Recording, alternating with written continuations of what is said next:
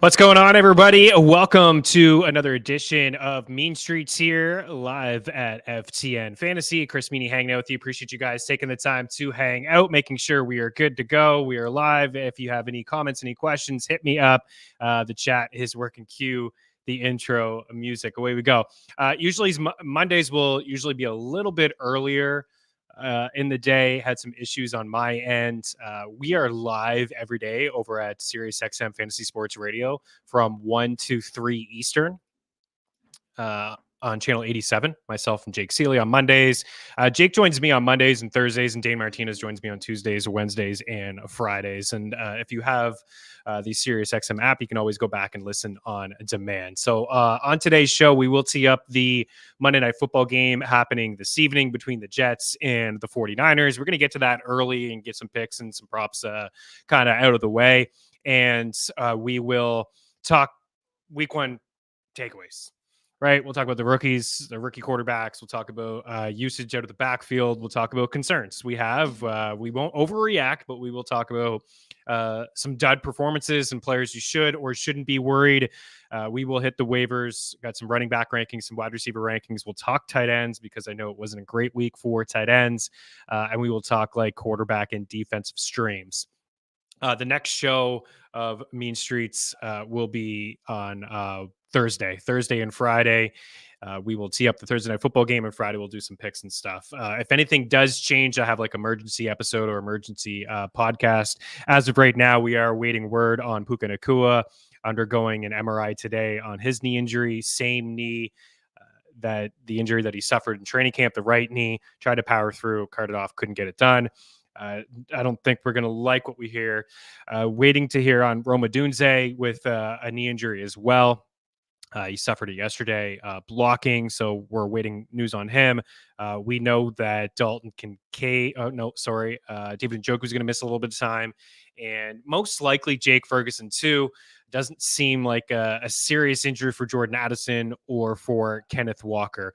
But we will talk all things here. Got some snap counts I want to share with you guys and some usage as well. So before we get to the top performers, let's tee up this Monday Night Football game between the Jets and the 49ers. It's been a minute, hasn't it, since we've seen Aaron Rodgers complete a pass. It's been nearly 600 days since Aaron Rodgers has completed a pass in the NFL. I didn't think he looked all that good in his final season in Green Bay. Of course, it was his first one without Devontae Adams. Had some nice moments there, of course, with Christian Watson and things like that. Tonight, I feel like I know I gave you guys Jets plus 4.5. I'm still riding that one out, plus 4.5. I've seen some line movement. I saw 3.5 earlier this morning, 4.5. Prop shot parlay calculator, 2 tools that are free over at ftnfantasy.com if you want to get the best number, save yourself a little bit of time and a little bit of cash as well. I do feel like the Niners will win this football game by a field goal. I don't think it's going to be high scoring. We have a total of 43. If you want to back the Niners, like on the money line, it's like minus 200. So not ideal, not my jam. And if you want to back the Jets as an underdog, I'm seeing the best possible number over at FanDuel plus 176. So yeah, just looking at different books here and spreads. For example, plus 4 for the Jets, plus 4 for the Jets over at DK. FanDuel's plus 4.5. Caesars is 4. Bet Rivers is 4.5 as well. But of course, like nowadays with all the books, you can do whatever spread you want, alternate spreads and things like that. I think the Niners win by a field goal, right? So in my own pool, I picked Jets plus 4.5. But I think the safe play, quote unquote safe play, would be the 2.5. Now, I wasn't great in terms of sides on the show. I did have 9 correct in the spreads, but I gave you guys some losers on this show. So proceed with caution. I was on the Titans. We did get the Jags covered late, but I had them on the money line to win that game. And on the Titans, it looked good until Will Levis just, he did not look good in that game. Caleb Williams didn't look good in that game either. But props are okay. Touchdown props, I think we hit 5 of the 10. We want to do a little bit better than that, but we're on the plus side. And the props, I think we went 4 for 6 in the props. So let's share a couple here and see if we can get going and keep things going. For the iTunes and Spotify listeners, read it off for you guys. My favorite one is Breece Hall over 26.5 receiving yards. He has a catch prop of 4.5, which is quite high. He had 76 grabs last year, led the NFL, and a lot of those catches down the stretch of the season, when piss poor play at the quarterback position, right? Getting double-digit targets, quarterbacks just like checking it down nonstop. Rodgers is going to use him quite a bit. We've seen it in camp. We saw a great connection between Rodgers and Aaron Jones. And Breece Hall is terrific with the ball in his hands, and he's a great pass-catching running back. I lean with the 26.5. I think the offensive line is improved in New York, but I still believe that they're going to want to get the ball out pretty quick here tonight against Bosa and company and the 49ers. So Breece Hall over 26.5 receiving yards. We can get this on one catch, maybe a couple catches. I do expect them to get 3 or 4 catches in this game. And, there could be some garbage time stuff, all those things. But Breece Hall, this time last year, coming off the knee injury, took him a little bit to get going, although he did look fantastic in his first game against the Bills, but he didn't get a lot of run. I think he only had like 10 carries or so. And then in the second half, you could really see that he was good and he was ready to go. So Breece Hall, I think, will be a factor in this game, but I think more so through the air than on the ground. The way to really beat the Niners, give us some big explosive plays through the air last year. Mike Williams is on a pitch count. This is a guy who was a sit for us. I'll say one thing about Mike Williams. His props are pretty low. 26.5 receiving yards is the best number I'm seeing at 365. At Bet Rivers, he's got 28.5. Again, same price, but different number. Why wouldn't you take the 26 versus the 28? So that's why the prop shop is just so darn cool. And his receptions 2.5 is plus money. I would, if you're going to take a shot on him, it would be receiving yards at 26.5. It would be longest reception for him at 15.5. It'd be like an anytime touchdown at plus 310. But again, know that he is going to be on a pitch count here, and he is going to be fairly limited. That being said, we have him for 30.1 receiving yards on 2.7 grabs. So there is a slight edge in the receiving yard prop at 26.5, but I would be cautious of him. And I would stay clear of Brandon Ayuk tonight. The number is pretty low in terms of just a receiving yard prop at 55.5. We have Ayuk in our projections at 54 receiving yards. Oh, that number's come down quite a bit. So probably some unders coming in on Brandon Ayuk. So there is an edge here then, according to our projections, in his number at 49.5 receiving yards. But I'm just staying clear anyways. Like, he can do that on 1 or 2 grabs as well, like Mike Williams. But he's going to have to deal with Sauce. Like, Sauce Gardner is going to be on him today. And the Jets allowed the second fewest fantasy points to quarterbacks. They allowed the fewest points to wide receivers, and by a wide margin between them and the next closest team. And they only allowed 5 wide receivers to score touchdowns last year. Tyreek Hill had one. Jalen Waddle had one. I forget the other names off the top of my head. Elijah Moore had one, but there weren't a lot. This is 5, right? And they made quarterbacks look pretty silly last year. Jalen Hurts went into New York. MetLife looked like trash, and that's kind of where it went downhill for them. They won a few more football games after, but that's where, for me, watching the Eagles offense, I was like, oh, it doesn't look good. It doesn't look right. And it kind of was like the blueprint to attack Jalen Hurts in the offense was dial up some pressure and get after Jalen Hurts and force him into bad decisions. And that's what we saw. We've seen Josh Allen multiple times over the past couple of years. Like, he could beat up on Miami all day long. The Bills are actually dogs against Miami on Thursday Night Football. I have an early lean to them winning the game. But he has not looked good against the Jets secondary. Patrick Mahomes did not look good against the Jets secondary last year. So that's why I feel like they can do enough to keep them in this football game, make this a field goal game, the lean to the under. And that's why I have Brock Purdy here for an interception. Brock Purdy against Baltimore last year, good defense. I think he threw 4 picks. Against Cleveland last year, he struggled on the road as well. Certainly an accurate quarterback. There's no question about that. And the play calling is phenomenal. And Kyle Shanahan and all those yak monsters. But Brock Purdy, he was super efficient last year. But in games where he played against some tougher opponents, he did struggle at times. So, yeah, the 4 picks against Baltimore. He had the 2 picks against Cincy. He had the pick against Cleveland where he had a 44% completion rate in that game against the Browns. He had a 56% completion rate in that game against the Ravens. So for the most part, he was pretty much on point and accurate, especially with Trent Williams there and Debo there, and both of those guys will be there, so that benefits him. But I got plus 105 here at BetMGM for Brock Purdy to throw an interception.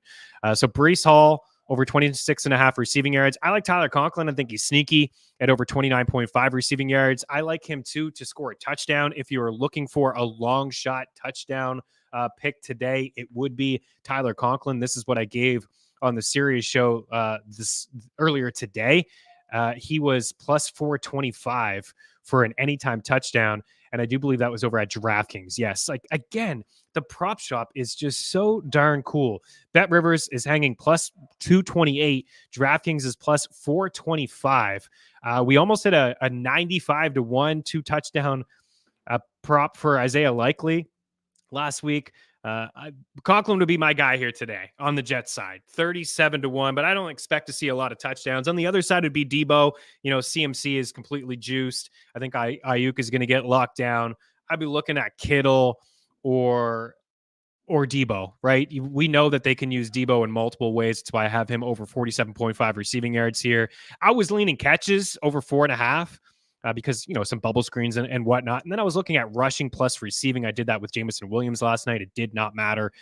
Over 40.5 rushing and receiving for JMO hit pretty early. He had over 100 yards. Career game for JMO. We love to see that. Breakout candidate for us here at FTN. But Debo Samuel, I leaned with the 47.5 as opposed to the rushing and receiving, which is over 60. I'm sure we'll see some rush attempts from him, end arounds. Like, how healthy is CMC? His rush attempt prop is only 15.5. And the way to beat the Jets really is on the ground, to kind of run it down their throats with some quick passes and whatnot, avoid that secondary, short, intermediate type stuff, which does benefit Debo Samuel here. So 47.5 receiving yards for him. I got the Brock Purdy interception. I got Tyler Conklin over 29.5 receiving yards. Touchdown prop at plus 425 for Tyler Conklin.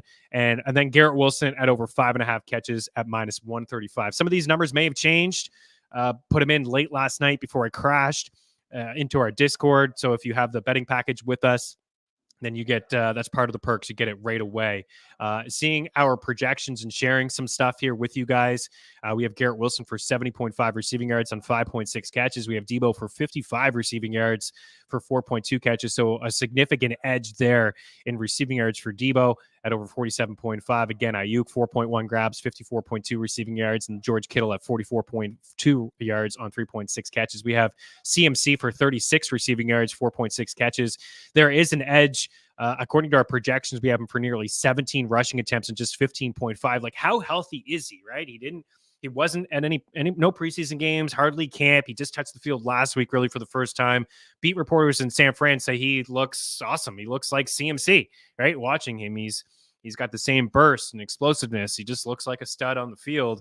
And I think that if he was fully healthy and there's no injury tag next to his name, we can assume he's fully healthy. But the fact that he missed some time in camp, that's a low number. That rushing attempt prop is pretty low. 15.5. We're really used to seeing 17 plus from CMC, especially in games where they win and they are favored.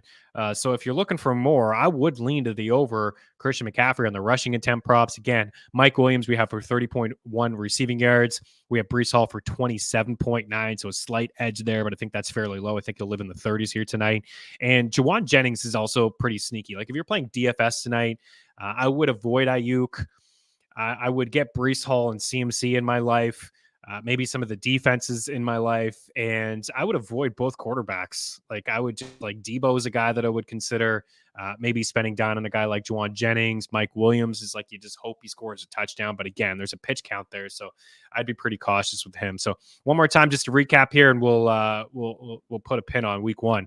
Garrett Wilson over 5.5 grabs, Breece Hall over 26.5 receiving yards, Tyler Conklin over 29.5 receiving yards, Debo Samuel over 47.5 receiving yards, and Brock Purdy with an interception at plus 105. Prop shot, parlay calculator, two tools that are your friend. I like the under, and I think the Jets cover the game, but the Niners win by a field goal. Deesh, welcome in. What's going on? Missed the start. What's good, brother? Hopefully week one was good for you. A hell of a first football weekend, usually one of my favorite weekends, days, but waiting for Jordan Love news between Friday and Saturday almost killed me. I have a lot of Love shares. I know you're a Packers guy as well. Not great to see. How about that field, right? The Packers and the Eagles shouldn't be playing there.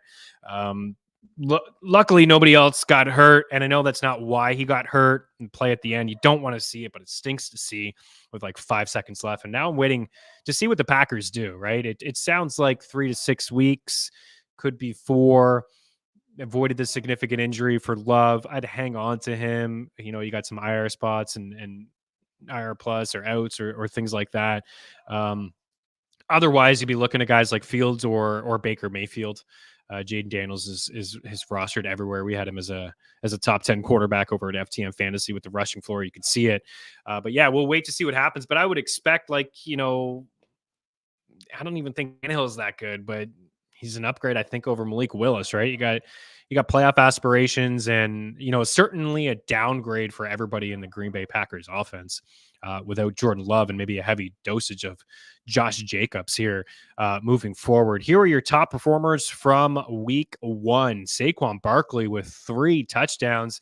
Told you guys in the offseason he had the easiest job in football. Last year, hit behind the line of scrimmage 46% of the time in New York. DeAndre Swift hit behind the line of scrimmage 27% of the time. That from FTN data over at ftnfantasy.com.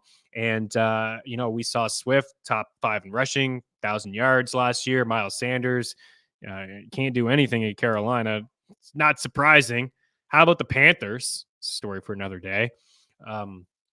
Bryce Young is not him. But, Miles Sanders was also top 5 in rushing and 1,000 yards. So a great start for Saquon Barkley.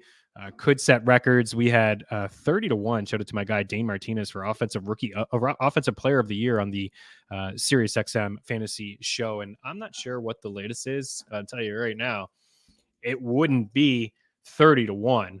For Saquon Barkley. The offensive player of the year is like the non-quarterback award because the MVP always wins it. He's 10-1 over at Bet Rivers, 8-1 at Caesars for Saquon Barkley. He's in for, I think, a big season should he stay healthy. Jaden Reed, 32.1. Again, downgrade at the quarterback position. He's going to be my favorite of the bunch. I like Romeo Doubs. He was my second.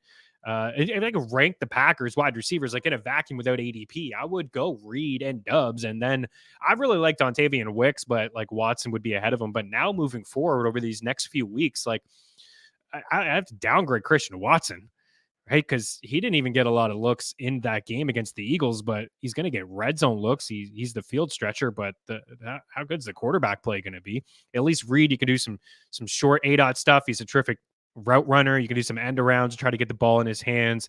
And I think Romeo Doubs would probably be the next option there for whoever is under center, the quarterback position. But you kind of have to be patient. Watson wouldn't touch my lineup. Wicks, I would consider moving on from if you drafted him super late. We'll get into some waiver wire replacements in a little bit. Jaden Reed, he'd be like a wide receiver 3 flex, but I'd like to play somebody else, just moving forward, just to kind of see what that offense may look like. But clearly he is a terrific player. Route running abilities off the charts. He's explosive with the ball in his hands. Going to have to find a way to get him the ball. Josh Allen, couple rushing touchdowns, and that's what's frustrating about owning James Cook. Baker Mayfield, fantastic. Washington's defense just going to be brutal again this year. They allowed the most fantasy points to wide receivers last year. That's why we had Godwin as a start. He found the end zone, and we had Mike Evans here on the show as a touchdown. He found the end zone. Baker Mayfield has Detroit this week. Baker Mayfield was a top 12 quarterback last year down the stretch of the season. He was fantastic, and you like the weapons in Godwin and Evans. McMillan is a guy that I like as well. He scored a touchdown early on in that game. I mean, Jalen McMillan actually led the Bucs in snaps and routes run, but that game was out of hand, and they got a little bit of rest for Godwin and for Mike Evans. But McMillan only had 3 targets, 1 catch, 32 yards, and a touchdown. But Baker missed him a couple times. He really did. He should have had a couple other passes, maybe even another touchdown. But Baker Mayfield, again, good down the stretch of last season. He's got nice wide receivers we like. McMillan's a player we like. Rashad White catching balls in the backfield. Bucky Irving looks like a player in their offense as well. Got Detroit, Denver, Philly coming up. Atlanta, the Saints. Some decent matchups for him moving forward. It gets tough around week 7, Baltimore, week 9 at KC, week 10, San Fran, by week 11. But Baker would be high on my list if I was a Jordan Love owner. If I had, we'll get into it, some quarterbacks that were really bad. Really bad. In fact, I'd rather have Baker Mayfield than Caleb Williams the rest of the season. And I don't know. I don't think that's a hot take, but that's really where I'm at in terms from fantasy football. This is what we're talking about. Fantasy football, Baker over Caleb rest of the season. That's where I'm at. Anthony Richardson, 29, couple nice deep balls from A-Rich, had the rushing touchdown. Jaden Daniels did not look great as a passer. And I said this on the show on Friday when I gave the Zach Ertz prop, and we sweated it out to get Ertz and Kels, and we got Ertz and Eckler. We just got it. It was nice to just get it, but it was a sweat job, and I don't know if I'll go back to it. But throughout the preseason, Washington was short, intermediate type throws. Short, get the ball quick. They had like a 5.5 A dot. Like that is bottom of the line. That's like Bryce Young stuff. That is average depth of target. That is not pushing the ball deep down the field at all. And for Cliff Kingsbury calling the plays, like he had to have watched Jaden Daniels at LSU, did he not? He had to have seen his strengths. This can't be the game plan for Daniels in Washington moving forward. Great. You own him. You took him at the end. I said all summer that the gap between Anthony Richardson and Jaden Daniels should have been a lot tighter. They have the same rushing floor. And I think Jaden Daniels has a better deep ball than Anthony Richardson. Richardson has a fantastic deep ball. So that may be a bad take, but that's how I feel. At least I feel that he is a better decision maker than Anthony Richardson. The weapons and the play calling is better in Indy. So I understand why he went as high as he did. And we have that 4-game sample size of him being really good, scoring a rushing touchdown in every game, at least averaging, and then he did it yesterday. But Jaden Daniels' ADP was just too large. But what I will say, and I have some shares too, and it's nice, like he had nearly 30 points, and you saw on the board, he finishes as a QB1, top 5 quarterback. Like that's his ceiling. The rushing yard prop was 38.5. I'm really intrigued to see what it'll be next week as well, because he had like 90 rushing yards. But that's unsustainable. I said after the Lamar Jackson game on Thursday night, what he did is unsustainable as well. He can do it. Lamar was the most rushing yards he had in 4 years. Maybe it was because it was the Chiefs and he wants to be Kansas City. It's the kryptonite. It's Thursday Night Football opening night. I get it. But you cannot have your quarterback running that much and taking that many hits. Daniels took some hits yesterday. It just can't be the game plan. The short, intermediate stuff is interesting to see. I would like to see more deep balls. We saw 1 to Diami Brown in the preseason. He had 0 targets. McLaurin had 2 catches, didn't do anything really in that game. It was a lot of Brian Robinson Jr. and a lot of Daniels. But listen, that can't be the game plan moving forward. He just will not be able to stay healthy. Forget this year, long term, right? Long term. Is the 12th different quarterback Terry McLaurin's had here in year 6, right? Like figure this out, Washington. Protect.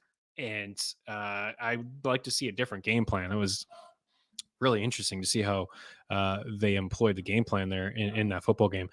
But a good game. Rushing's there, rushing touchdown, design runs. Like, he looks like a player. Let's see him push the ball down the field. I know that the O-line doesn't have a lot of strengths to it, and I understand the defense is trash, so they're going to have to kind of figure this thing out with Daniels and a game plan, better game plan moving forward. Lamar's right there. Joe Mixon, right there was some talk Joe Mixon would get the same type of workload from DeMeco Ryans. He said that he got in Cincy, and that was the case. I would not be selling high on Joe Mixon, right? Some people want to sell high. You know, there's going to be some overreactions, but what are we getting for Joe Mixon here? You're not getting Saquon. You're not getting CMC. You're not getting Bijan. You're not getting Breece Hall. You're not getting Derrick Henry. If you could, would you do it? I would consider maybe Mixon over Derrick Henry. There's reasons to be a little bit concerned of Derrick Henry, the 3 new dudes on the offensive line. But I don't think he's going to get game scripted out too much because it's Baltimore. The defense is good. They're playing Kansas City. There was a lot of Justice Hill. Harbaugh did tell us there'd be a lot of Justice Hill this year, but I think Henry's going to score like 15, 16 touchdowns. So I'd be fine with that. But like, who are you trading for? You're not. I'd rather have Mixon than Walker, than Aaron Jones. Like, I love James Conner, who's a target, but give me Mixon slightly ahead of James Conner. I wouldn't sell James Conner either. He may miss some time, but he's a stud. You're not getting Gibbs. You're not getting a chance. So like, just ride this thing out. I guess what I will say is if you're loaded at the running back position, there was somebody in my league that started Saquon, Henry, and Mixon. His wide receivers are not fantastic, so you could potentially buy low on a wide receiver and move Mixon for a wide receiver, but I would not be moving him to get another back. I think he is going to get a full workload. He led week 1 in terms of attempts with 30, touches with 33. He get the goal line work. Man, Mixon's been more than serviceable in fantasy football over the last few years. Really, like, he's not been efficient, but he's finishes as a top 10 RB almost every year. Fantasy points per game for certain. And he's just a couple of years removed from a top 5 finish. Now he's in, you could say it's a better offense the way that the Bengals ran theirs yesterday. No T. Higgins and Jamar Chase was 100%, but the O-line is not bad. Mixon ran behind some pretty trash O-lines in Cincinnati, and the offense is great. And even with him getting 30 touches, the big 3 in Tank Dell and Stephon Diggs and Nico Collins still combined for nearly 30 targets. So everybody 8 in that game. Cooper Kupp, 21 targets. We're waiting on Puka Nacua, but if there's no Puka Nacua, like Cooper Kupp, I don't think he's going to get 21 targets every week, but double-digit targets. Look at the 2021 campaign he had. He's healthy. That 2021 campaign, you can go look at the game log very quick. 191 targets and 145 catches. Wow. Like that season, I'm looking at it. He had 5 catches in every game. He had double-digit catches in 1, 2, 3, 4, 5 games. He had double-digit targets in 1, 2, 3, 4, 5, 6, 7, 8, 9, 10, 11, 12, 13, 14 games. He had at least 7 targets in every single game. Down the stretch of the season, he didn't. It was 7 against Baltimore and 7 against San Fran. Yeah, that's playoff stuff too. January 2, January 9. So he was a beast, and he's going to be a beast this year too. Tyreek Hill, Jameson Williams, and the last guy on that board is Isaiah Likely, our guy at 22.6 fantasy points. So not surprised to see JMO. A little bit surprised to see that he was the go-to guy in third down. And, LA just played Detroit, and they just got burned by Amon-Ra St. Brown and company. So clearly the focus was, prove it that you're going to beat us in a different way. Laporta had some looks at the end. Goff didn't play great. Detroit ran the ball. Please let both teams get a possession in overtime in the regular season. What are we doing here? But JMO breakout is here. Right? You've been following the TikToks. This is not a victory lap. 2 guys that I really liked, have a lot of shares of, is JMO and Isaiah Likely. And for Jameson Williams, you could feel the breakout towards the end of last season. We had him on this show on Friday for an anytime touchdown. He had the 2 in the NFC Conference Championship game against the Niners, 1 on the ground, 1 through the air. And then he had the touchdown yesterday, I believe, in a big season for him. I think he will be boom or bust, but 8 targets is significant. 9 targets, I think, 8 catches, over 100 yards. You know that he's explosive. You saw it at Bama. In year 1, the significant injury, not touching the field till week 13. Season's lost. Year 2, missed the first 6 games due to a suspension. I don't want to say the season's a loss, but you are behind the 8 ball. And now with the first team offense, balling out in camp, looking great. I think he's in for a big role. But I do believe that Amon-Ra will be fine. He'll be fine. But hey, maybe the volume won't be as high as we thought, as long as JMO can stay healthy this season. I certainly like him. No other takeaways from the top there. I'm going to roll through some snap count stuff. All this stuff can be found over at FTN Fantasy. I'm just going to roll through a few things. I think one of the big winners that was not on that board is J.K. Dobbins. J.K. Dobbins looked great. The explosiveness was there. He had 2 really good runs. Gus Edwards was running into the offensive line, and he's limited anyways. You're kind of tipping your hand when Gus Edwards is on the field. You know why? Because he's not going to catch a pass out of the backfield, where J.K. Dobbins can do a little bit of everything. He can get some passes. I think he had 3 grabs, not for a lot, but he had 3 catches, and he looked more explosive. There was a couple times where he burst outside on the left side and then took it down the field. He got caught at the end, but hey, the explosiveness was there. He hadn't played football in quite some time. It was really good to see. Played 57% of the snaps. Gus Edwards played 42% of the snaps. And J.K. Dobbins is owned in fewer than 60% of Yahoo League. So he's up at the top of the waiver wire rankings, and we'll get to running backs in a little bit. But Dobbins will be ranked for me. I needed to see it. I didn't think I'd see it this early, right? It's like I was on the Gus bust rushing attempt prop over 11.5. He had 11, needed 1 more. Or his 10.5 needed 1 more from him. I think that Gus out carried him 11 to 10. That was right. I need 1 more from Gus. It was 11.5 plus money. And I thought he'd get some goal line work. They put him on the field at the end when J.K. Dobbins had that big run. They kept him in for a couple plays. So it's not a lock that Gus is going to get that goal line work that I thought he'd get he'd be the lead. It's not a lock. And moving forward, we'll have to rank J.K. Dobbins to low in RB2. Like, forget about it in Carolina. Like Chuba Hubbard, I don't care if this guy's a starting back or not. He's not touching my starting lineup. In fact, no Panthers would. And that includes Deontay Johnson. I would not want to have any shares of Deontay Johnson. I watched that game yesterday, and it looks like it's going to be another long season for the Carolina Panthers and Bryce Young. Like, you got your hands full, Dave Canales, with this offensive squad. And I'm not super excited about Jonathan Brooks either, right? You're going to have to move the football so boxes won't be stacked. And Jonathan Brooks will help this offense because he can offer a whole lot more than Chuba and also Miles Sanders, who got a little bit of run yesterday as well. But at the same time, like, you got to show me that you can move the ball down the field. And Bryce Young so far has not shown us that. So we'll talk about some other wide receivers. I at the end of the show, I'm going to kind of go through like panic rankings and talk about some dudes that were not great. Sticking with running backs, easy for me to get sidetracked here on a Monday. Appreciate you guys taking time to hang out. I'm excited. Football's back. Let's go. So that was surprising to me, and a good surprise, right, Gus? Boom. How about Blake Corum? Forget 0 touches. Guy didn't get a snap. He didn't get a snap. And roughly 2 weeks ago, when Sean McVay said that Kyron would return kicks, everybody lost their mind. No chance. I can't draft Kyron. You kidding me? And I have some concerns whether he can hold up. I do.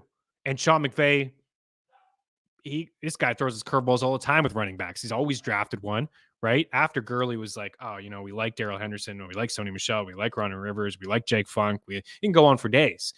And he drafted Corum in the 3rd, and Corum's a good short yardage back.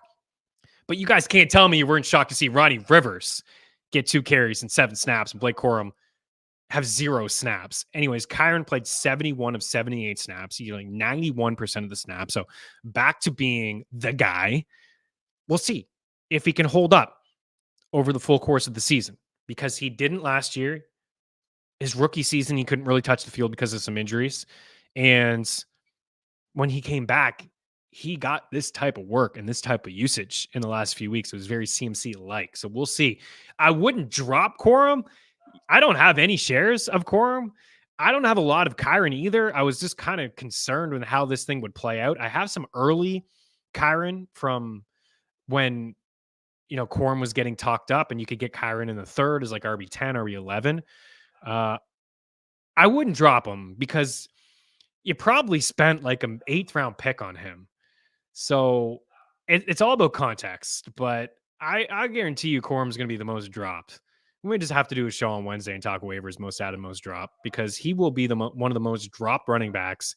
And I think that would be a mistake, because if you believed at all, you had to take him in the 8th or the 9th round. You had to have believed. So unless you're in some sort of 8 or 10 team league where you can just ditch him and pick up a Jaleel McLaughlin, for example, like, I like McLaughlin more than Corum moving forward.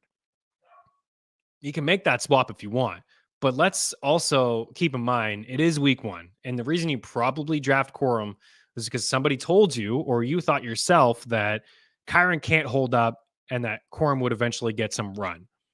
It may happen. It's just 1 week, but that was an interesting takeaway for 0 snaps and 0 touches. The Cincinnati backfield kind of played like how I thought it would play out, right? I've been team Moss over Chase Brown. I said on Friday that it may look like the Steelers backfield where Chase looks better. Warren looks better than Najee, but Najee's getting the touches. Najee's getting the work on the ground, the early first down, goal line stuff as the quote unquote veteran back. That's how things played out yesterday. And they were behind in that game. And there was no T. Higgins. And Jamar Chase wasn't 100%. You have all those factors, and still Zach Moss played 64% of the snaps. He had 9 carries to Chase Brown's 3. He had 13 opportunities. That's carries plus targets to Chase Brown's 6. He had 2 red zone rushing attempts, Zach Moss, 1 which converted to a touchdown. I don't think Zach Moss is a guy that can handle 10 plus carries week in and week out. He was the biggest ADP riser, and I just didn't understand why. Again, it's week 1. I can still be completely wrong about this backfield. I think that Moss is going to dominate the early down work. I think he's going to be the goal line work. And I think Chase will get his opportunities. 3rd down stuff, explosive, catching balls out of the backfield. He still had a couple carries. He did have 1 red zone rushing attempt.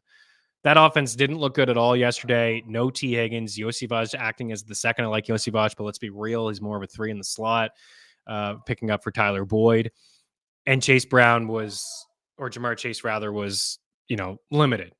So I'm not super shocked with this backfield on how it played out. We'll see how it plays out moving forward. Maybe they get away from Moss, but they still wanted to run the ball with Moss being down. And I do expect him to be first and second down stuff. Listen, injuries have popped up with him too. So I wouldn't be panicking and dropping Chase Brown. Like, I'm not going to make a whole lot of drops myself. It's week 1, right? So we're not getting too carried away. We'll talk some waiver wire stuff here, but there are reasons to be concerned about certain dudes. But I don't think you should be dropping guys that you pick in the 8th. But I'm Team Moss over Brown before the season started. Right now, rest of the season, I am as well. I think that usage to what we saw last night is going to be very similar moving forward. The Titans, Tony Pollard, 60% of the snaps, Tajay Spears, 45%, but the opportunities dominated by Tony Pollard, 20-8, the carries 16-4. So we saw some Tajay. Brian Callahan did tell us it would be like a hot hand thing, split the backfield with both of these guys, but it's clear to me that Pollard is the lead. That's why we had the 9.5 receiving yard prop for Pollard. We got that one pretty early. It was nice to see. Will Levis struggled significantly, and I'm on record saying that Will Levis is in for a breakout campaign and that he can be serviceable in fantasy as a super flex option. That was not a good first start. And it was a tough defense against Chicago. I don't know what he was doing with some of those throws. Like, dude, you don't have to just toss it away like that. Just take the sack, right? You weren't like in field goal range or anything. Just take the sack, kick the ball, move forward. Like, the defense played good in Chicago. The defense played good in Tennessee, but they gave that game away on special teams and with some silly mistakes by Will Levis. But Tony Pollard, good for first game for Pollard.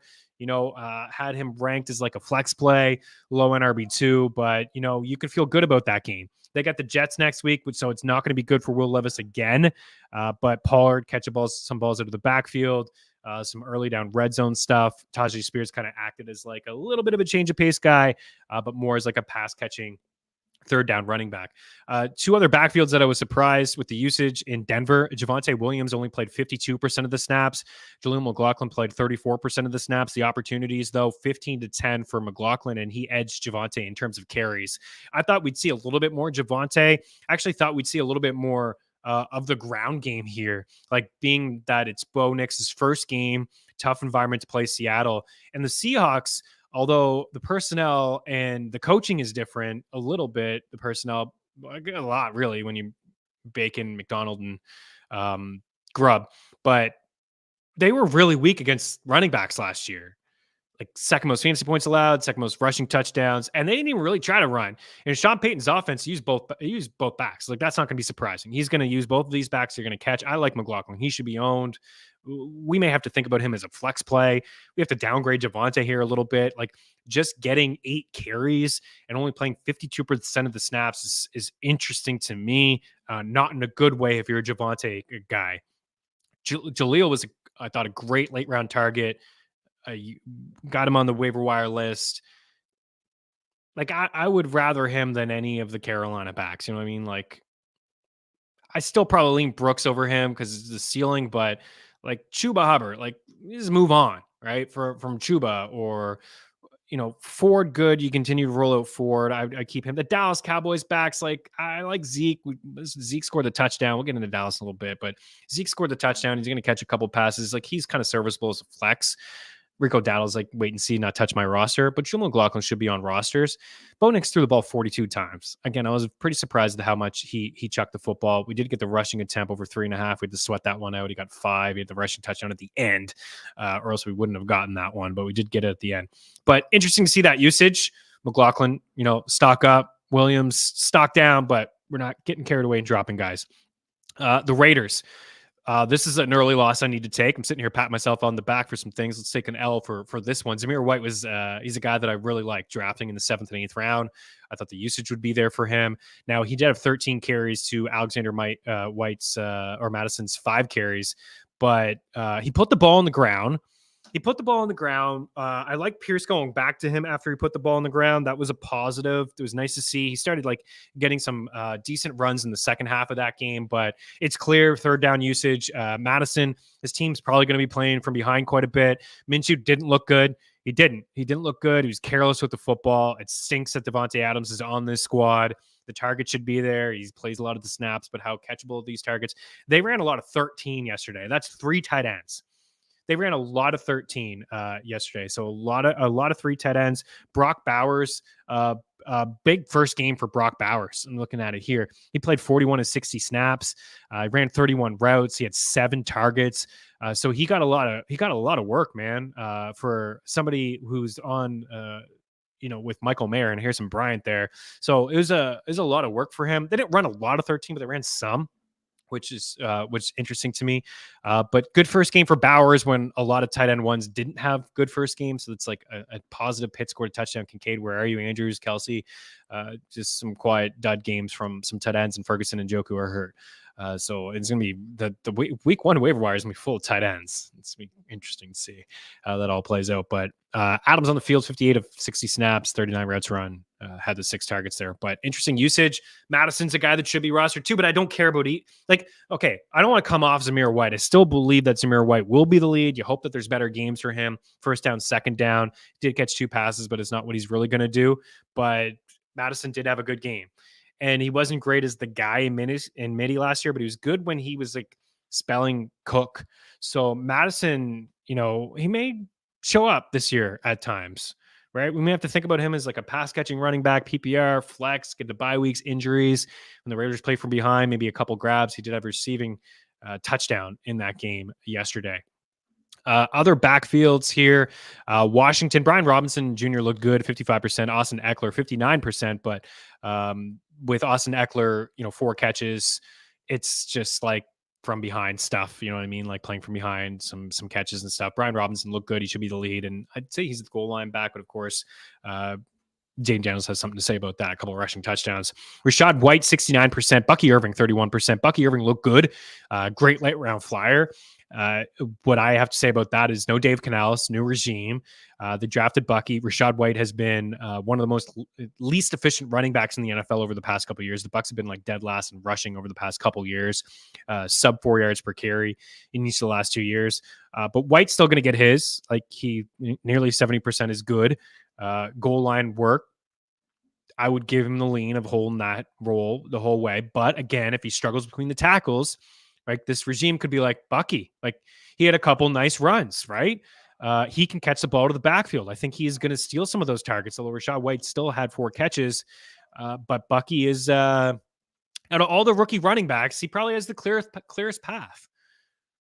Besides Jonathan Brooks, besides Brooks, Marshawn Lloyd is hurt. He's got to deal with, he wasn't even active. He's got to deal with Jacobs, workhorse back. Blake Corum, right? No snaps, didn't touch the ball, right? Inactive, right? You got a Chan and Mostert there. Something needs to happen to one of those two to see him get some work. Ray Davis, it's some work. I think he caught a pass and a couple touches, but James Cook had a healthy workload. Plus you got Josh Allen with 2 rushing touchdowns. He's the goal line back. Braylon Allen.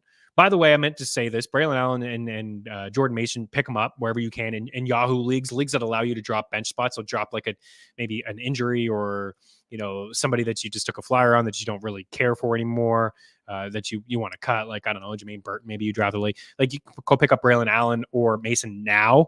It's like a Yahoo Sports thing. I've been talking about this for years. Is if an injury happens to CMC or Breece Hall, everybody's going to be going to the waiver wire for those guys. So I always pick up like a backup running back if they're available on Monday Night Football, Sunday Night Football, even not so much Thursday night, but like just bench guys, right? Bench guys that play that you're thinking, or you have an extra roster spot, so you get ahead of the waiver wire should that happen.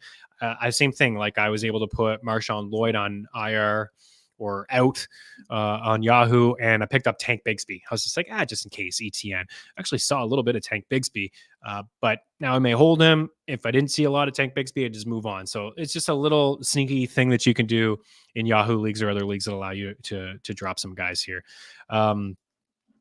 Continue with the backfields, by the way, ETN 69%, Tank Bigsby 32%. But when Bigsby's on the field, they got touches. They both had 12 carries each. ETN had the costly fumble inside the end zone, which would have, I don't want to say put the game out of hand, but it was definitely a turning point, was it not? Because after that, Tyreek Hill had the 80-yard touchdown. And then Peterson went for it in fourth, and the rest is history. So it certainly was a turning point of the game. And ETN struggled in that role a couple of years ago with some fumbles near the goal line, but he did run hard and he looked pretty good. But Bigsby had some touches, and he didn't have a whole lot last year. And Peterson did talk about him, getting more work this year and scaling down ETN's workload. But we did hear that in Peterson's first year there too. So we'll see how that does play out. Aaron Jones, 54% of the snaps. Ty Chandler, 36%. The carries were a lot closer than I thought, 14-8, but it was the Giants. Daniel Jones looked awful again, like poor neighbors. Daniel Jones is more like touchdowns to the other team than his own team since he signed that big $160 million contract. So not a great start for them. The Giants, that is. And Devin Singletary, like, just like don't have any shares, just like not interested at all. And a team that's going to be one of the worst in football. And you saw with Saquon, how he struggled behind that line. Like Singletary, man, like good luck. Rashad White, 60. Oh, yeah, sorry. Zeke, 50%. Rico Dowdle, 44%. The carries 10-8. Tough defense, Cleveland. Saw Zeke at the goal line roll. And that's why I'll always have him ranked ahead of Dowdle. That's why I think he's interesting as a flex play, because he could maybe score a touchdown for you. That's it for the running backs, but I'm pretty sure I went through all the teams. Like, heavy workload for Mixon. Ramondre, great. I don't know how much you're going to be up in games. That was good to see. Ramondre, if you drafted him, he's a really good running back. Gibson really wasn't involved. Ramondre got a lot of the work, so that's really nice to see, but game script may not be in his favor moving forward quite often. Saquon, all the work. Cook, Kyron, Connor, Najee, not efficient, but Najee. Warren played 31% of the snaps. He had 2 carries, 2 targets. Like Cordero Patterson had 4 carries, I believe. So Patterson played more than really Warren. Najee had the 20 carries. Jonathan Taylor, heavy workload, no targets. Interesting, because he can catch. We know that. He's like a couple years removed from RB1 overall, 50+ catches. Will Richardson dump it off to him, or will we just run himself? Pittman had a lot of targets and a lot of looks as third down stuff, but I don't think he suits Richardson's game. Pittman popped off last year when Gardner Minshew overtook, right? Some nice deep balls there. Alec Pierce, some nice deep balls. Downs comes back soon, kind of cuts into Pierce, I think. So, like, that's a trap. I wouldn't be rushing the waiver wire to get Alec Pierce, like only in the deepest of deep leagues. Thought Downs today, I heard that he's trending in the right direction, maybe returning this week. AD Mitchell didn't do a whole lot. So I'd probably pump the brakes a little bit on Alec Pierce. It's like a DFS thing only, but a couple nice balls for Richardson, but I thought it was interesting. No targets for Jonathan Taylor. Got some stuff here. Okay, Evan Patterson's in the house. He's given some picks and some props. We got CMC 2 touchdowns, Brees 2 touchdowns, tie at half. Is a big payout there for sure. I don't think we're going to see a lot of offense, dude, a lot of points, but I think the running backs are going to play big today as well. Okay, no. Imagine drafting Drake London round 2. LOL. You're not spamming. That's just your name. Okay, gotcha. All right. Not a great game for Drake London at all, but and reasons to be concerned, because yes, the Steelers defense, top notch.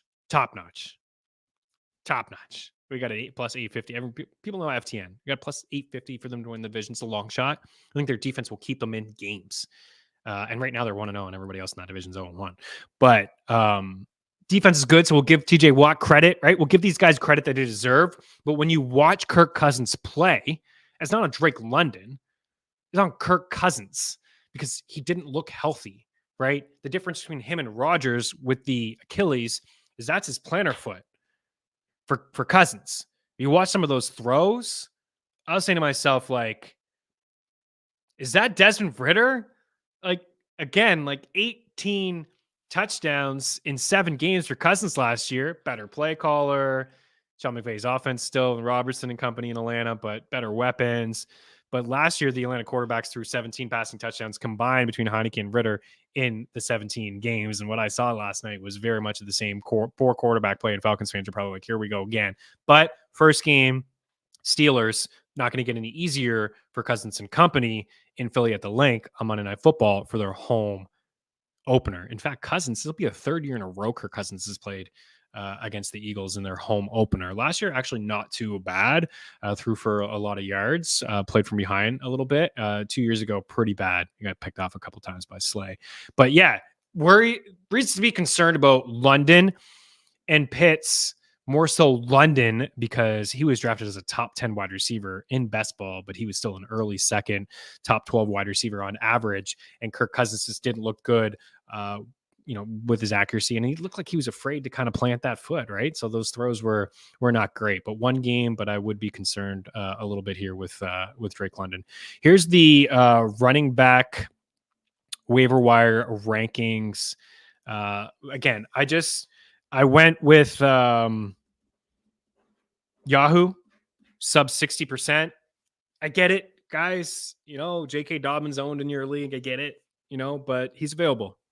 And like half of Yahoo leagues. So he wasn't drafted. It was a good first game, right? We talked about that earlier in terms of the usage, 57% of the snaps. The carries were 11 to 10 for Gus. He played 42% of the snaps, but watching that game, J.K. Dobbins looked explosive. He looked good. He's more dynamic. He can catch out of the backfield. He will be ranked as a top 24 running back. I do believe the Chargers have the Panthers this week. So a good spot for J.K. Dobbins. Zach Charbonnet, if you were it does sound like the injury when I put together this list last night, it does sound like the injury to Kenneth Walker is not significant. So I think that Charbonnet is like a good stash. If I heard that Walker's for sure playing week 2, I put McLaughlin here at 2, because Charbonnet is not a guy that I think will be able to play like in our flex spot as long as Walker's healthy. McLaughlin is a guy that will be able to play as a flex play, because even 34% of the snaps, he had 5 more opportunities than Williams. He had 1 more carry. He can catch out of the backfield. Peyton likes to use both running backs. He can go back to Sproles and Kamara and Ingram and Kamara, right? I mean, running even last year, P-Ryan, 50-plus grabs. So you can probably play McLaughlin when we get into the injuries and the bye week stuff. So I could easily put him at 2. Again, I didn't know about the status of Walker. It sounds like he avoided significant injury. Bucky Irving. So, if you needed to start this week, again, Walker, if he's out, it's Charbonnet. If you had Walker, Charbonnet. You're looking for a flex play right now, next week, maybe? McLaughlin. Stash, McLaughlin. Stash, Bucky Irving. I don't know how great I'd feel. I don't like to handcuff. Having Bucky and White is not, I feel like to handcuff other people's backs in case an injury happens and you have, a top back. It's like you don't want to play both back. You're never going to want to play both backs. You can't play. It's like Corum. You can't play Corum. We definitely can't play him now, but Kyron there, with Bucky Irving, he may turn out to be a flex play option. We'll see, but a really good first game for him. He certainly got some work, and, he had a great camp, a great preseason. He's a good running back, had a lot of touches in college, had 9 carries, had a nice run there, and can catch it to the backfield as well. Ty Chandler, the usage may have been higher because of the game script. I don't think the Vikings are going to blow out a lot of teams. But at the same time, Aaron Jones hasn't showed us that he could stay healthy. So Ty Chandler, the fact that he was getting some carries, he has a role as a third down pass catching back. He's interesting to me. Rico Dowdle, again, always going to be Zeke ahead of Rico. Could see Rico being better between the tackles and leading the team in rushing yards, but as long as Zeke is healthy, he's getting that goal line work. He just is. Pollard struggled in that role last year. They missed Zeke in that role. He's just getting that workload. Tank Bigsby, again, it's kind of like next man up. Nice to see the usage in week 1. Nothing through the air, but nice to see the carries.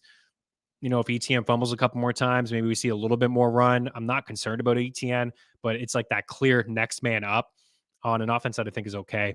Alexander Madison, again, talked about him earlier, playing more snaps than White. Game script is going to be in his favor more times than White. He's not going to get a lot of early down work, although he did late in that game, but they were playing from behind.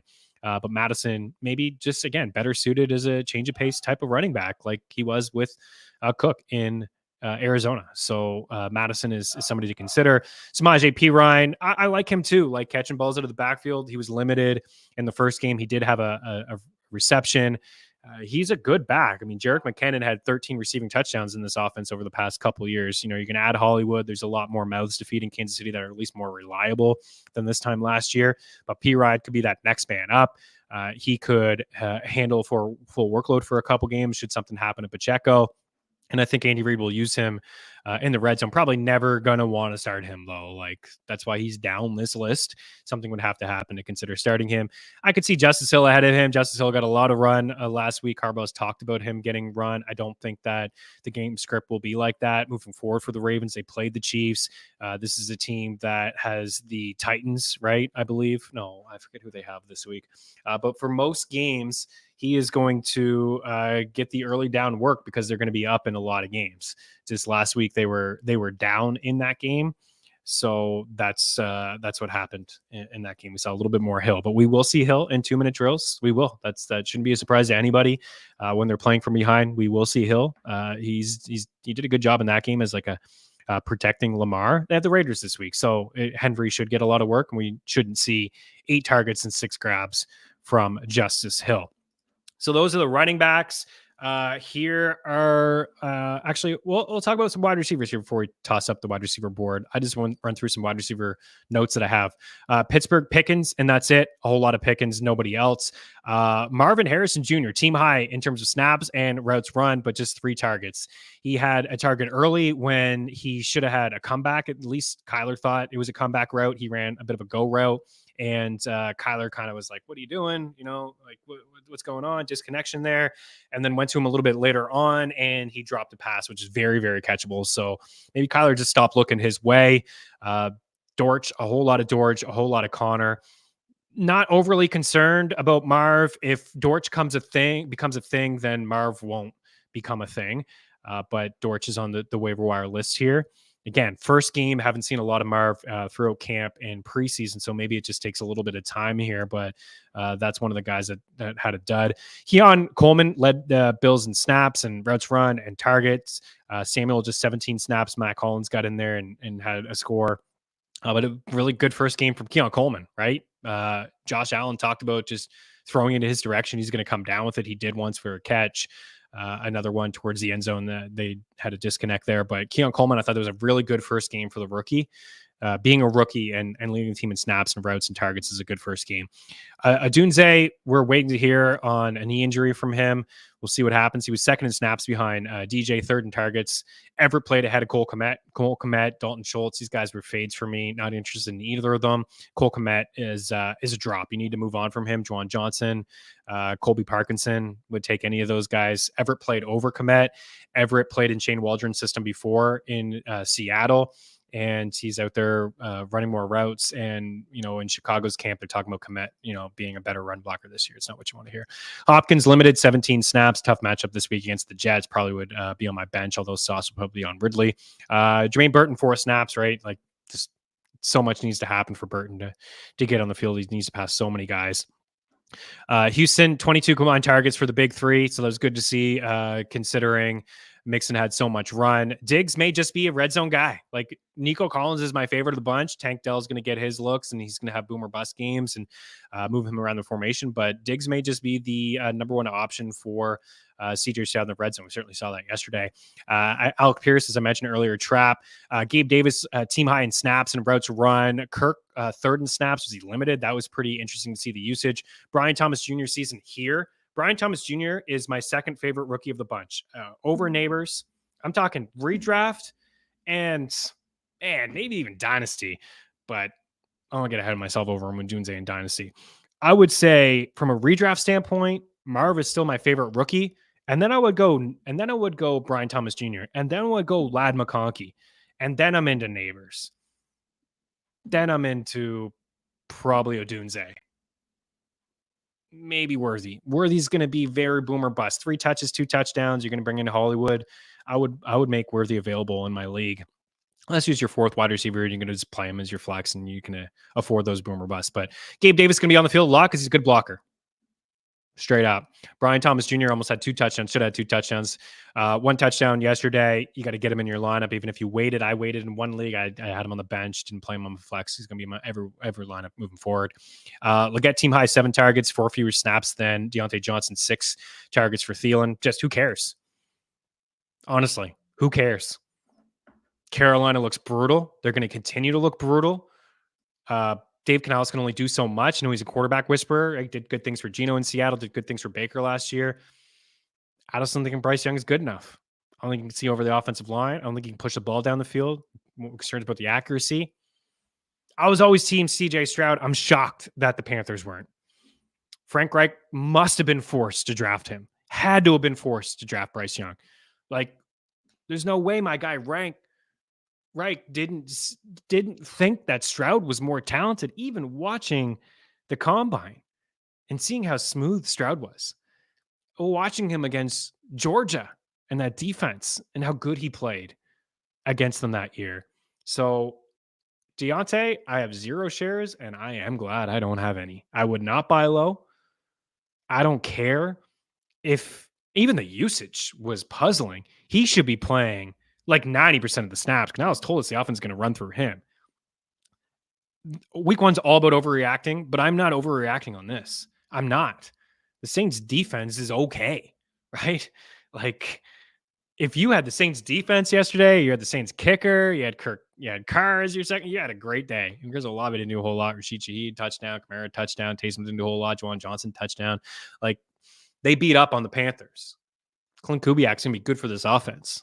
But at the same time, the Panthers are going to be a bloody mess again this season. And what does the ceiling look like for Deontay Johnson? He has 5 touchdowns in his last 31 games. 5.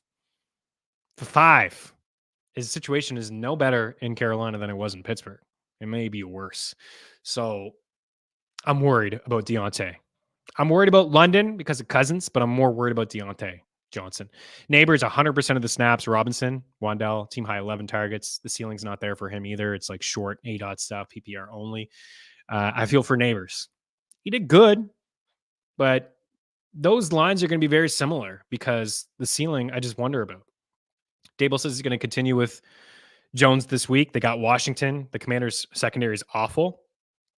If Jones can't be serviceable and Neighbors can't give you more than what he gave you yesterday, what you saw is what you're going to get. Honestly. Like, what you saw is what you're going to get. 7 targets, 5 grabs, 66 yards. Not bad. 9.1 fantasy points. He's getting drafted as wide receiver 2. I wonder if he'll have a wide receiver 2 type season. In LA, Vlad is the guy.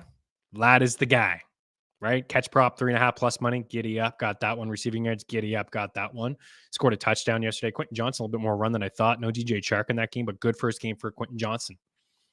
DJ Chark hasn't really been able to stay healthy. Palmer didn't get a whole lot there. They ran the ball. Herbert didn't look good. Better matchup against Carolina. Lad McConkey, get him in your starting lineups. Get him in, right? He's rookie wide receiver 3. I do like him more than Worthy. I do like him more than Neighbors and Adunze. I just do. Not from a talent standpoint. And he's a great route runner, and you saw the footwork on the touchdown. Talent standpoint, there's no question Adunze and Neighbors over him. But opportunity in the slot, 2,000 plus total yards of offense gone with all the weapons that left. That's a good first game for Lad McConkey. Denver, Sutton, Reynolds, Vele, 27 combined targets. Vele kind of like Wandell in the slot, short A-dot stuff. Can you really count on that? Those guys had 27 combined targets and they didn't really do anything. They weren't fantasy relevant. Bo Nix threw the ball 42 times. Pretty surprised to see him throw the ball that much, but you can't really get excited about any of these guys. Sutton kind of put in the same situation as Deontay Johnson. Not interested. Volume might be there. May have some ceiling games. Don't care about them. Wide receiver 4 at best. Not interested. McMillan, team high 52 snaps, 29 routes, played ahead of Palmer for sure. 20 snaps. I said earlier, had a touchdown, could have had a couple more. Baker missed him, but great guy to stash. Great guy to stash in case anything was to happen to Mike Evans or Godwin. And also, like, this guy may be involved and like a great dynasty pick too. Great pick late if you can afford to stash him in a keeper league where you can keep him for cheap next year. Godwin on the end of his contract, like he could have a larger role. The fact that they spent I think it was a 3rd round pick on him, it's pretty telling that they don't really believe in Palmer and they liked him. So I thought it was a good first game for McMillan. A couple big DFS wins from FTN subs. McMillan was in some of those lineups. McCaffrey, Washington, second in snaps, targets. Brown, zero targets for Diami Brown, 0 targets. And McLaurin, yikes. Again, the offense, pretty concerned, actually. Saw them, better days ahead for Scary. You hope so. This is a guy that I wanted in drafts, right? I mean, the volume's always been there. 1,000 yards in 4 straight seasons. You wonder what the ceiling looks like. If he can get to 7 or 8 touchdowns with Daniels, then he can be a wide receiver too, but that's not what you want to see. The usage, just a couple catches, but he was still out there playing a lot, but yikes. The number 2 probably is like Ertz or Eckler, but game script dependent for Eckler. It's probably Brian Robinson. He caught some passes too. He looked good in the offense. Ertz is only going to be able to do so much at this point of his career, but as long as he stays healthy, he's going to play ahead of Sennett. And again, he's just a rookie, so have to be patient with Sennett. But maybe we'll dive into McCaffrey. We'll dive maybe into McCaffrey catch props moving forward. If Eckler and Ertz are at like 2.5 again, we could consider because they'll be playing from behind quite a bit. moving forward. The Rams, a lot of people are going to go after Tyler Johnson and maybe Jordan Whittington, who had a great preseason camp. He had a touchdown taken away from him. He played 2 snaps, Whittington. Tyler Johnson played 51 snaps. Robinson played 72 of 78. He's the guy.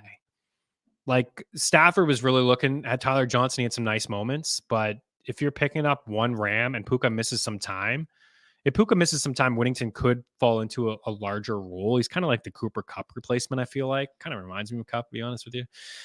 But for Robinson, 72 of 78 snaps, it's pretty telling. And the way that he finished the season last year, really strong.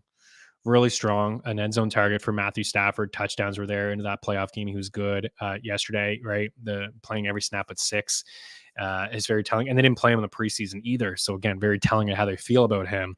Puka may miss a little bit of time here. Detroit, Jameson Williams, season team high 8 targets, 2 fewer routes run than Amon-Ra St. Brown. Again, a lot of tension on Amon-Ra, but I don't think that's a fluke. I think that Jamo's breakout season's here. I think Isaiah Likely breakout season's here too. Like, those are 2 guys that has felt like they deserve more touches. They deserve more touches. They're going to get more touches, and the coaching staff did a good job of getting them more touches. Guys that let us down: Joe Burrow, 8 points. Caleb Williams, 7 points. Tough spots for Dak, 11 points. We had him as a sit. Kirk Cousins had to sit, 8 points.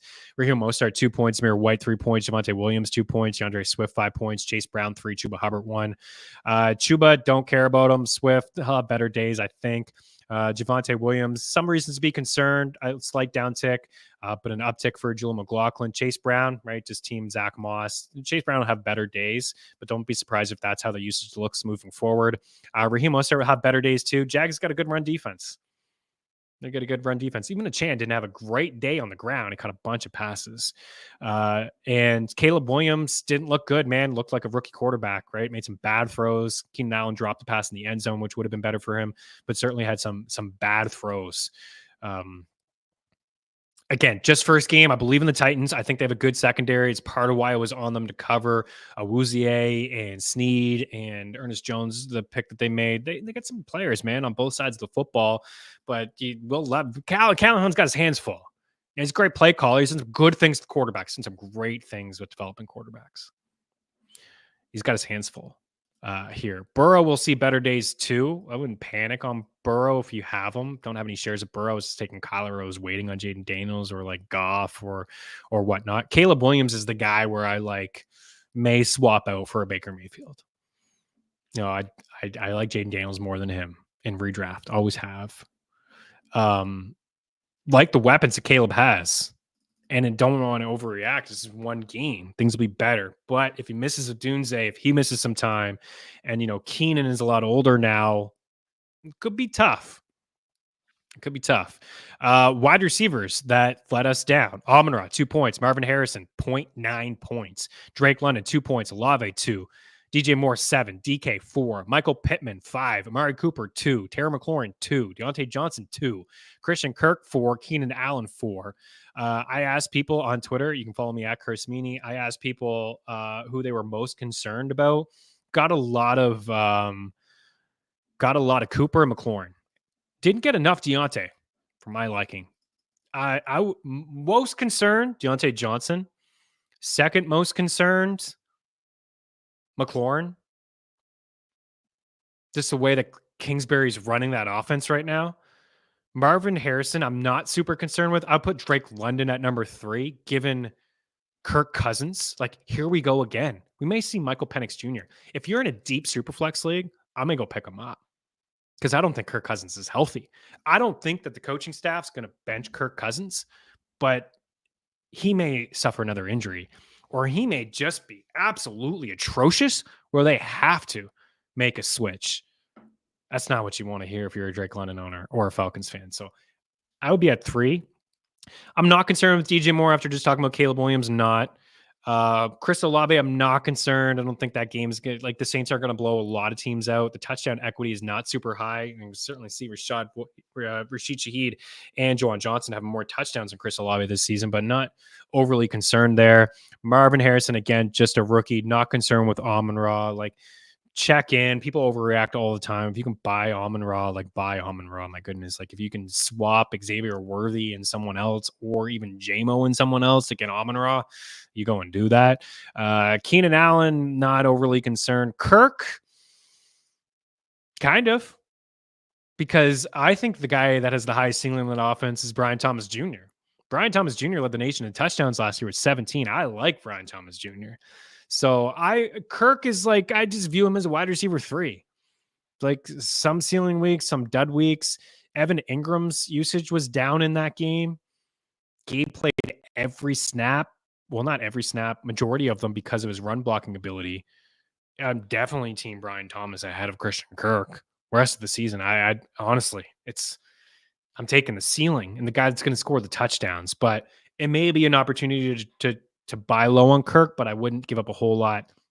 I would give it another game or two and see what happens there. But certainly concerned about Amari Cooper as well, because Deshaun Watson looks so bad. Like he's lost it, guys.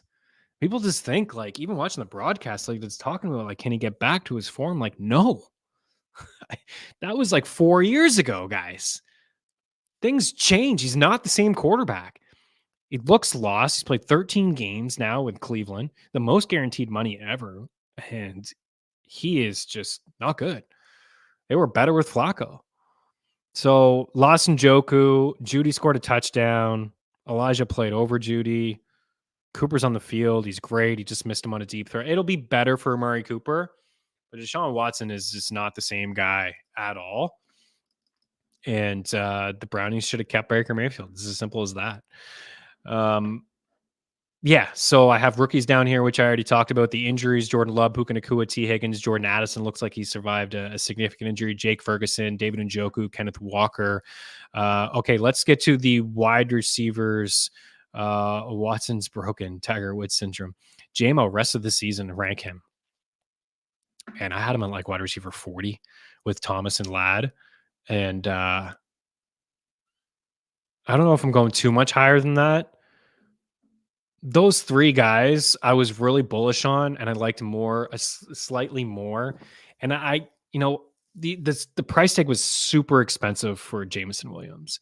For Ladd, it was easy to take him in the 7th and the 8th round, wide receiver 40. I reached on Brian Thomas. Yahoo gave me a brutal grade for reaching on Brian Thomas. And I didn't think I reached that much. I think it was like an 8th or 9th round pick or something.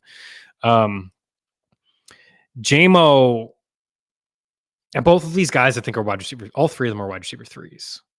So, like off the top of my head, like all 3 of them over Deontay, right? It's over Hopkins.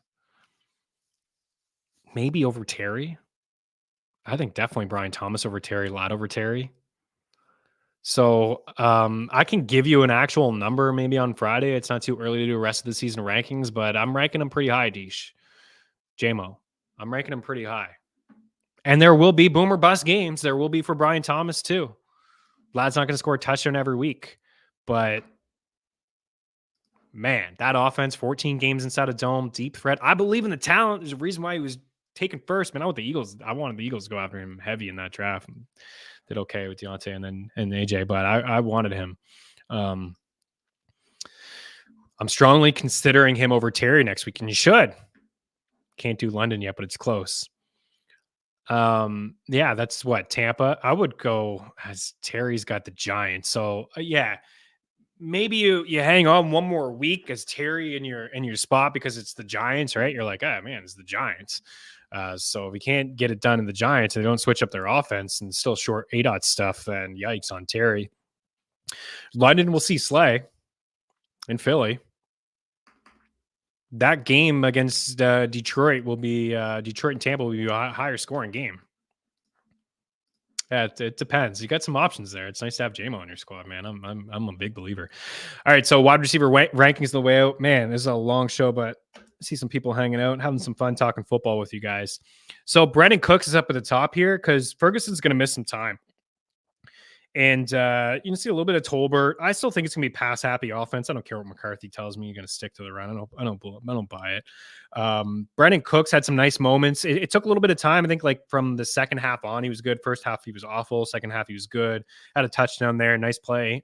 Blitz. Nice audible for Dak, and he hit him on the blitz there in the corner of the end zone. I think he should be rostered because like the second option, right, on a what will be a good offense. Play the Saints this week. Unlikely to see Ferguson. Maybe he misses a little bit of time. So I do have Brandon Cooks up there. Rashid Shaheed is going to be boom or bust, but was the first read for Carr on third downs according to FTN, and also the deep threat guy inside the offense. So he's interesting to me. Greg Dortch. So we'll see like about Puka. If Puka was out 3 to 4 weeks, I'd probably put Demarcus Robinson up at the top of this list because Stafford's going to chuck the football more than anybody, or arguably like he's going to be right there among the leaders. Loves to throw the football. Pass attempts are going to be through the roof for him. And it can't just be all Cooper Kupp, right? So Demarcus Robinson would be atop this list. Should we hear awful news about Puka? If it was like a 1 to 2 week type thing, I'd probably keep him here, maybe put him ahead of Dortch. Dortch, like Kyler looks his way, man. Looked his way. Third down stuff. Didn't really look at McBride. He's going to spread the ball around. I think there's going to be better days for Marvin Harrison Jr. If Dortch continues to get 8 targets a game, Marv is going to be a bust. It's that simple. Marv or McBride, one of those guys are going to be a bust.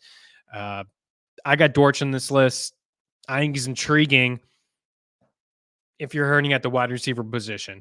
Jerry Jeudy in this list, not super excited, but not really super excited about any of these guys. I think if you're looking for a stash, McMillan, we would need to move up, right? We'd put him ahead of Jeudy. We'd put him ahead of Robinson. We'd put him ahead of Davis. We'd move him up the list as like a stash. Heck, we'd probably put him at 1. Like if Cooks is not somebody you think you'd start, you're loaded at wide receiver, I would like Shaheed, and then I'd probably go to McMillan, right? Just as like a wide receiver stash. Like let's stash this guy. Like just like Braylon Allen, Jalen Wright, Ray Davis, Bucky Irving. Maybe we'll find we can play him as a flex. We're stashing Jalen McMillan. I put the Denver guys there because volume is opportunities, king opportunities. I just wanted to make a point that I have those guys ahead of Alec Pierce. That I think that Alec Pierce is a trap. I think that Josh Downs will come back, and then Pierce will take a back seat. The upside is completely limited with Josh Reynolds and Valet here.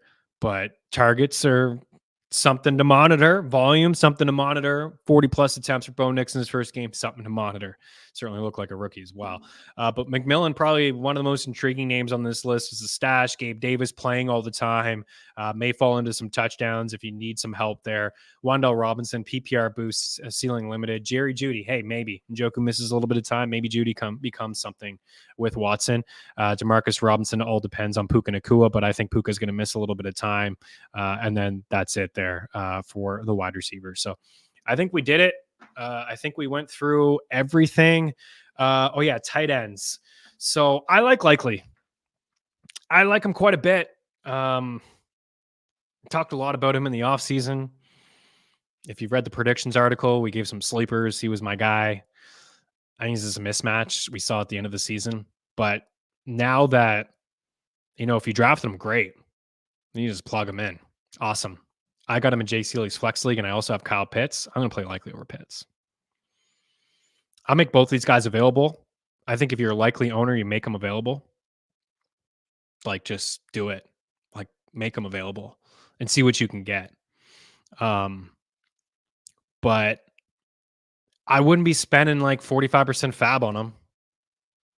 I would try to get him, but I would keep it like if I was hurting at tight end, if I owned Kmet,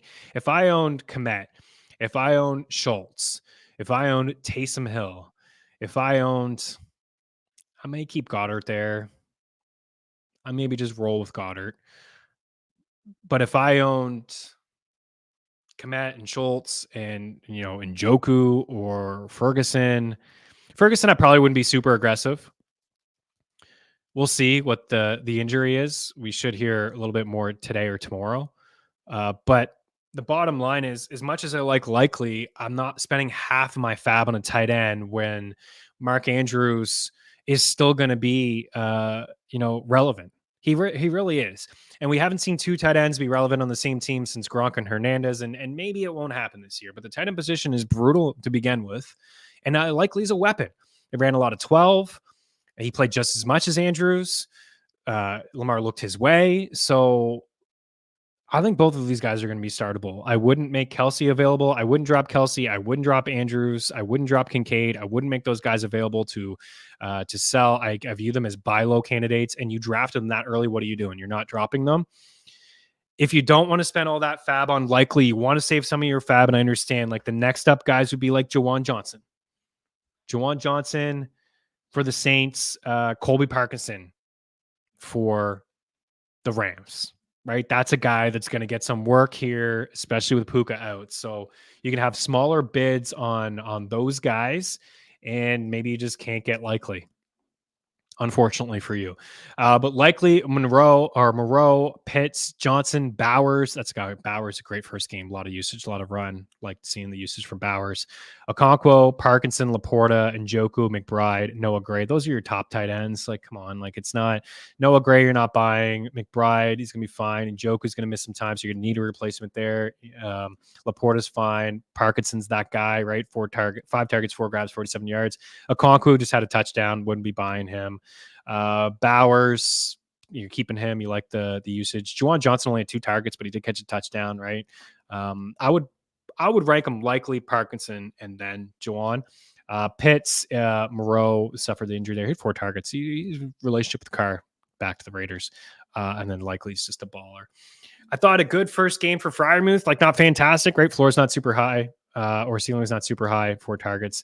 Hayden Hurst, 3 targets, 2 catches. So try to get Parkinson if you can, or a little bit unlikely, but no, Andrews would be a buy low candidate. I wouldn't move him. No, I wouldn't buy on Terry. Deesh got you, but I wouldn't buy low on Terry.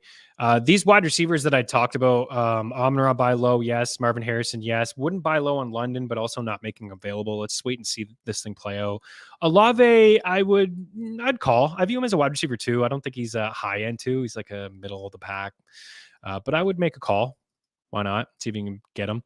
Pittman, I just don't think is suited for Richardson's game, so I wouldn't really be buying low there. Cooper, no. Lauren, no. Deontay, no. I would try to move. I know it's a bad time to move Deontay. Maybe you can wait a game or two, and maybe this thing gets better for him, and then you can flip him. But I'm not super excited about the outlook for Deontay Johnson, Terry McLaurin, and right now I have some questions about Drake London. So that's it. I do have a little bit of Terry. I got some Terry myself. I'm not going to buy low and get more Terry, and it's not the right time to flip him. Not the right time.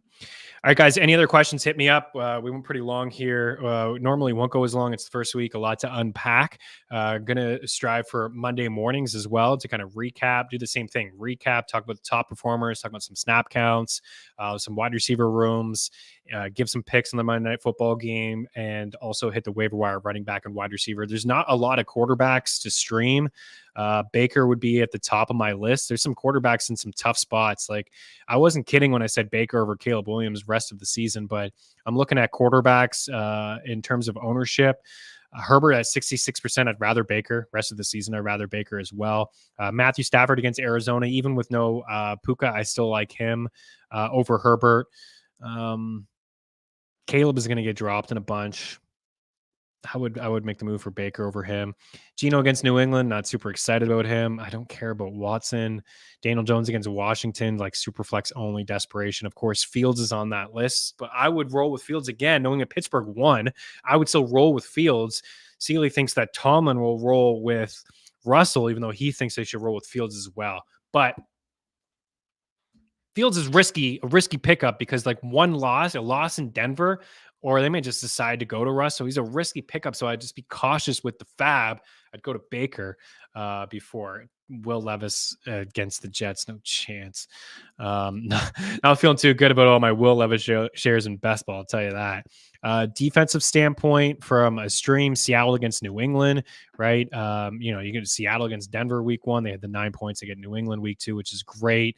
The Chargers are going to be the hot pickup against Carolina. They had 13 points against the Raiders, and then they get the Panthers and Bryce Young this week. Denver, okay. Against Pittsburgh, just okay. Houston against Chicago. I'd rather Houston against Chicago, just given how Caleb Williams looked. Jacksonville against Cleveland. They'd be on my radar as well for a streaming option And that's kind of where I draw the line. Detroit's pretty low, but the defense is so just okay. Like, you can get after the quarterback, give up some big plays. They have Tampa, so it wouldn't go that way. Eagles only 62%. I try to get them against Atlanta. It wasn't a great first game, but I tried against Atlanta. That's the way that I would go. Okay, guys, we are going to get out of here. Appreciate you guys taking the time to hang out. Any questions at Chris Meaney, hit me up on the Twitter machine. DMs are open. Mean Streets FTN at gmail.com. Talk to you guys later. Have a good one. Enjoy the game. Cheers.